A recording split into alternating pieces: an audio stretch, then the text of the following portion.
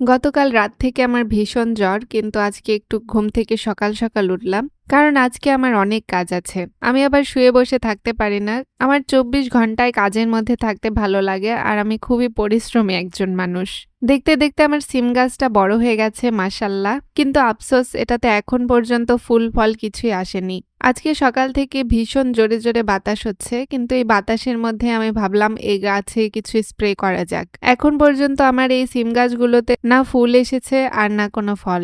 নতুন যে কচি পাতাগুলোই গজাচ্ছে সেগুলোর আগাতে একদম পোকা ডিম পেড়ে অবস্থা খারাপ করেছে। গতকাল আমি এই অবস্থাটা গাছের দেখতে পেয়েছি, কিন্তু আসলে আমার কিছু করার ছিল না, কারণ আমার শরীরটা ভীষণ খারাপ ছিল।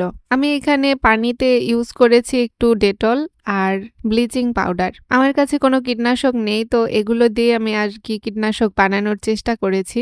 আমাদের যে স্প্রে মেশিনটা ছিল সেটাও নষ্ট, তো কি আর করার, ঝাঁটা দিয়ে এইভাবে মগ দিয়ে আমি ছিটিয়ে ছিটিয়ে দিচ্ছিলাম পানিগুলো। জানি না এটা কতদূর ফলপ্রসূ হবে, কিন্তু আমি চেষ্টা করছি যেন আমার গাছটা পোকামুক্ত রোগমুক্ত থাকে।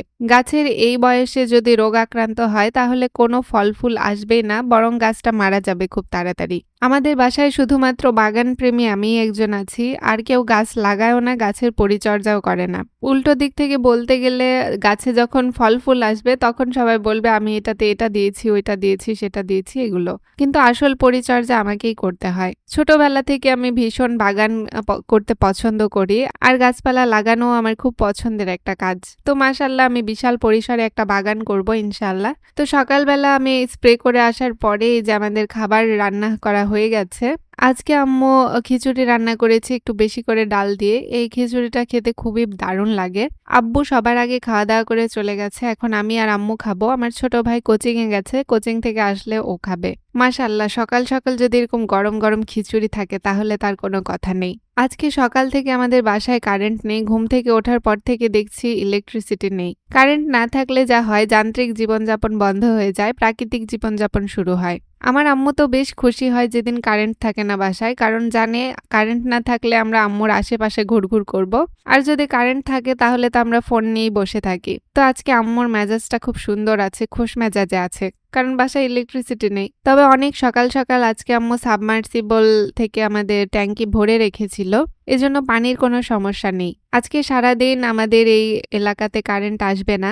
নওগাঁর মধ্যে আমাদের এলাকাটা একটু রিচ এলাকা, তো আমাদের এলাকায় অনেক কলকারখানা আছে, মিল কারখানা, এজন্য আসলে এই এলাকায় একটু বেশি ইলেকট্রিসিটি সমস্যা করে। আজকে আমরা ইলিশ মাছের ভুনা করছি, তো আম্মু একটু অল্প একটু আলু কেটে দিয়েছে আর বেশি করে পেঁয়াজ। অনেকদিন ধরে এই ইলিশ মাছটা ফ্রিজের মধ্যেই ছিল।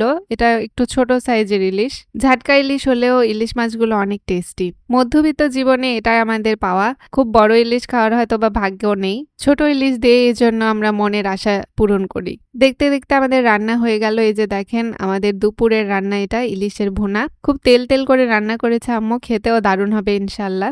দুপুরে আমরা খেতে বসেছি, এখনো কারেন্ট আসেনি। আজকে সারাদিন আসবে না, কথাটা হয়তো বা ঠিক, যদিও বা আমাদের এলাকায় কোনো মাইকিং করা হয়নি। আজকে আরো কিছু আইটেম আছে, শাটি মাছের ভর্তা, তারপরে পাটের শাকের ভাজি। আজকের ব্লগটা এখানেই শেষ করছি। সবাই ভালো থাকবেন, আল্লাহ হাফেজ।